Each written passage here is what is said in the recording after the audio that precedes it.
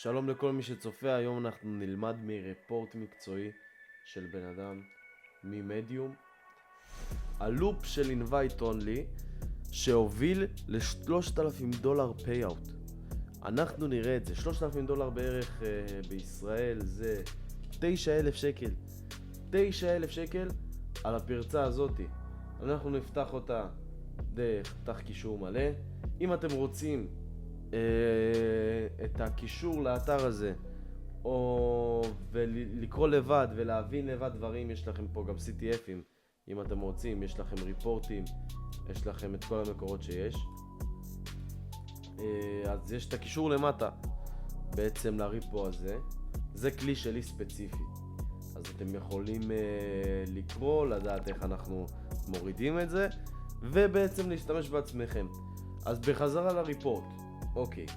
The invite only loophole that led to a 3,000 payout. בוא נקרא.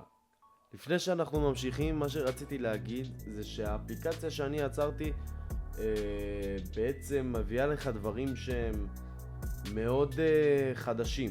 בוא נגיד את זה ככה. נגיד הפוסט הזה במדיום יצא לפני 20 שעות. לפני 20 שעות. אתם יודעים איזה כוח יש לזה בבאג באונטי?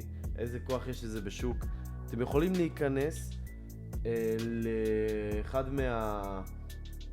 לאחד מהפרוגרמס בבאג באונטי ולראות דבר דומה ולעשות עליו ריפורט.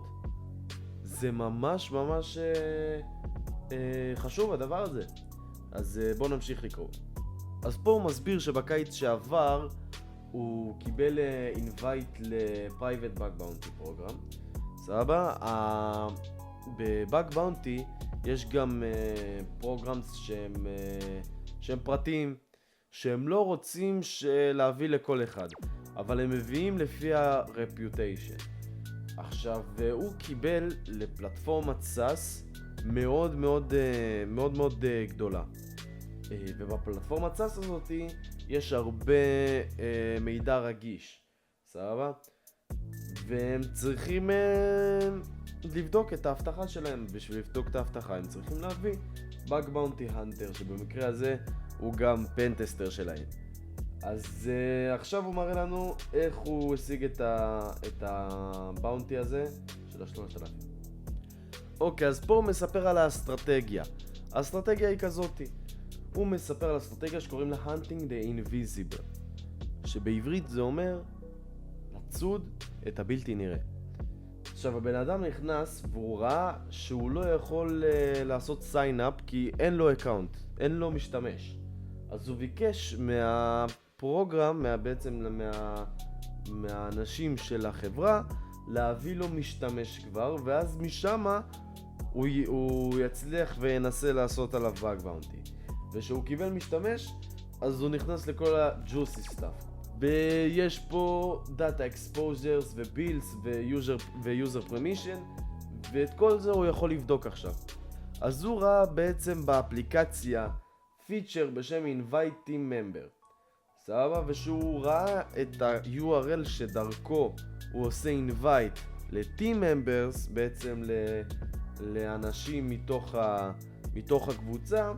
אז הוא ראה שה-URL הוא היה משהו כזה, והוא מסביר שהיה פה שתי פרמטרים.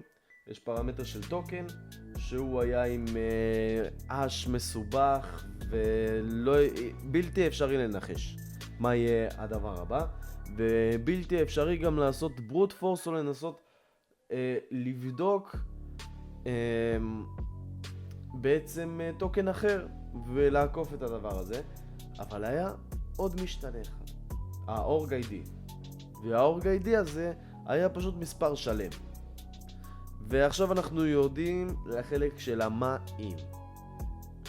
אז הוא שאל מה קורה כאשר יש לו שתי ארגונים, וב-URL של ה-invite הוא לא משנה את הטוקן של ארגון A, אבל הוא משנה את האורג איי-די לאורג איי-די של ארגון B.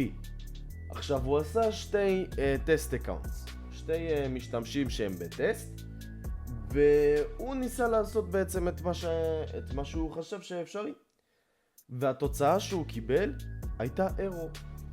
הטוקן לא היה מתאים לארגון, ל-ID של הארגון, וזה היה תשובה שמספקת את ההבטחה בעצם. אז הוא ראה שזה בעצם לא משפיע, והוא ניסה משהו שנקרא null byte injection. סבבה? מה שהוא עשה זה דבר כזה: אם האפליקציה מאמתת את ה-org ID לפי ה-org ID והטוקן, אז מה שהוא יעשה, הוא יעשה org ID של הטוקן שיאמת אותו, ואז אחר כך יביא עוד org ID של החברה השנייה אחרי שהוא אימת עם הטוקן. מה זה אומר?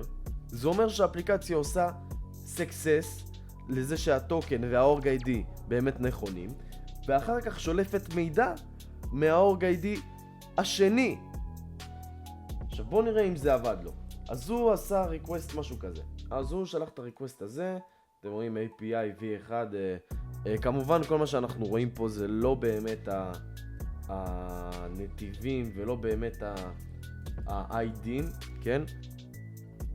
עכשיו הוא אומר שהוא שינה בעצם ה-target org, שזה ה-org ID השני, הוא שינה אותו ל-org ID ההתחלתי.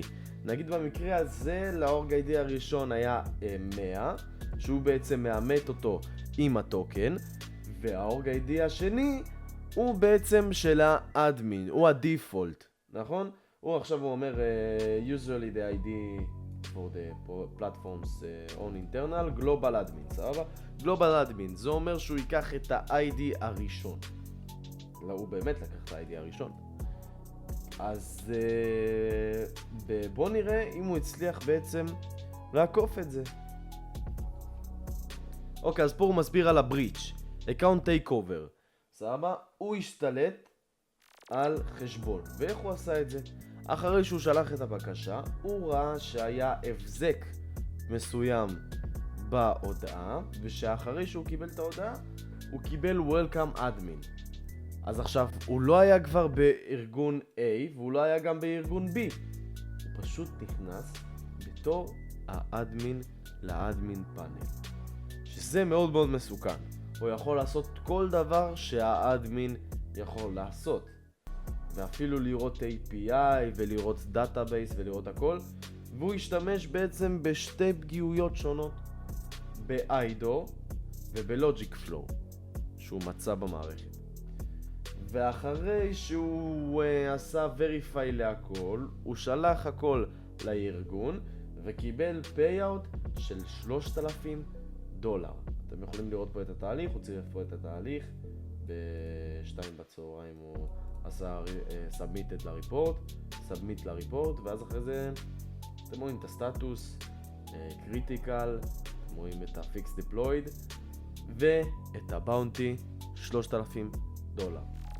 עכשיו זה לא משהו קשה, זה לא להריץ 1001 כלים, יכול להיות שכן, יכול להיות בריקון היה לו אולי להריץ את הכלים האלה, אבל חוץ מזה, זה משהו שפורסם לפני 20 שעות. 20 שעות.